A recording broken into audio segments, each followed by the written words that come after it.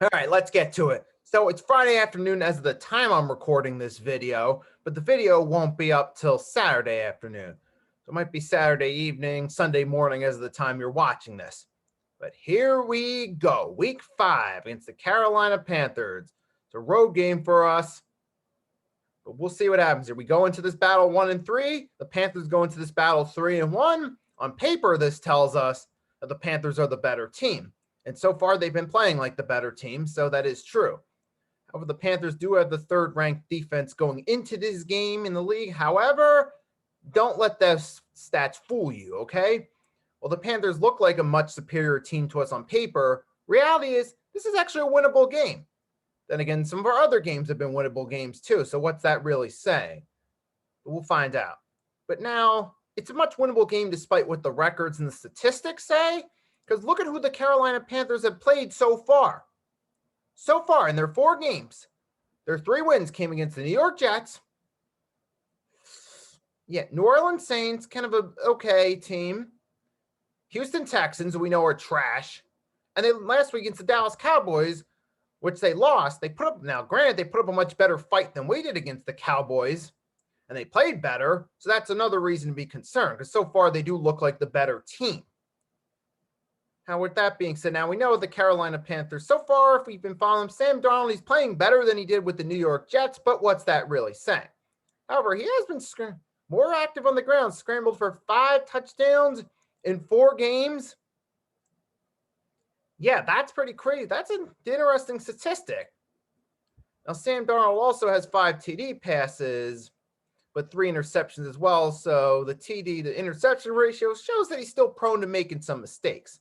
His completion percentage is in the 60s, around his career average. Yeah, it shows that he's still prone to making some of the same mistakes he's made with the Jets.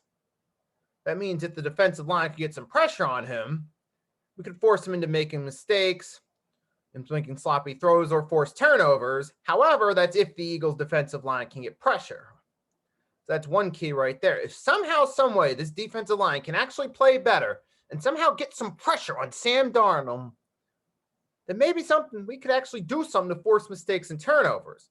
But here's the Achilles heel, though. Looks like Christian McCaffrey, who was out last week with the hamstring injury when they played the Cowboys, he's going to be playing this weekend. You know how we did last time we had to go against the great run team. And even saw last week, Clyde Edwards-Helaire ran all over us. So we're coming off 2 straight weeks where the defense had trouble against the running game. So Christian McCaffrey, see, that's where I have my biggest concern. Not so much Sam Darnold, but Christian McCaffrey being able to run. Because you see what our defense has done against the run these past 2 weeks. I don't have much optimism that they're going to be able to work with Christian McCaffrey. They're going to have to at best contain him and hope that his hammy's still a little sore, that he's not at 100%.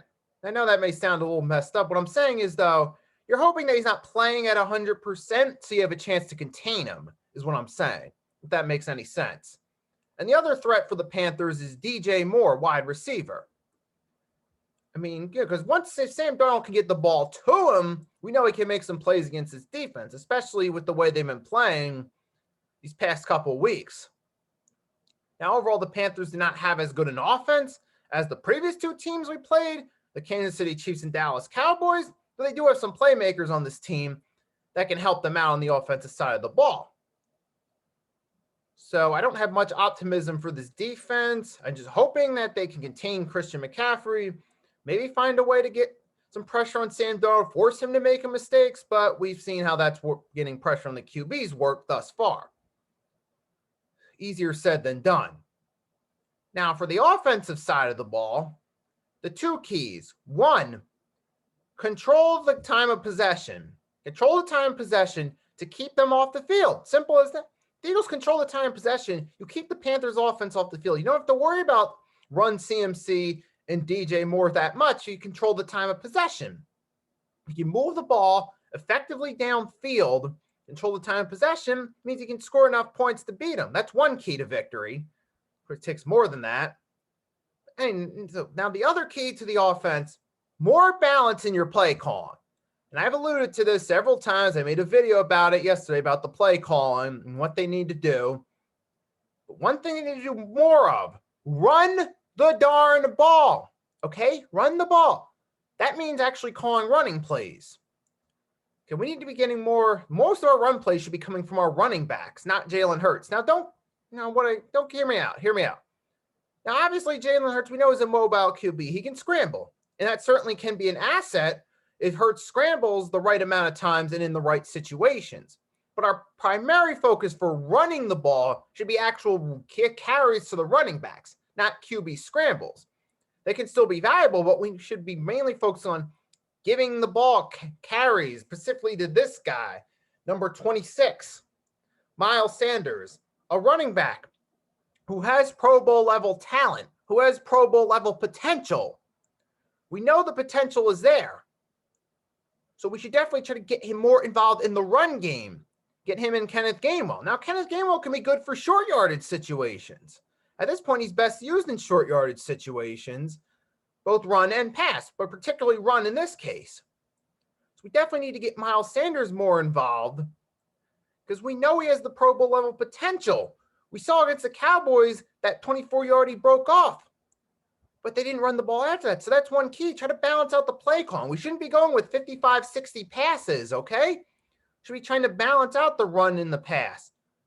So we can get the ball. Miles Sanders should be one of the main focal points. The main focal points for who we should be trying to get the ball to in this game should be Devontae Smith, Miles Sanders, and Dallas Goedert should be the main three. And you throw Jalen Reagor in there too.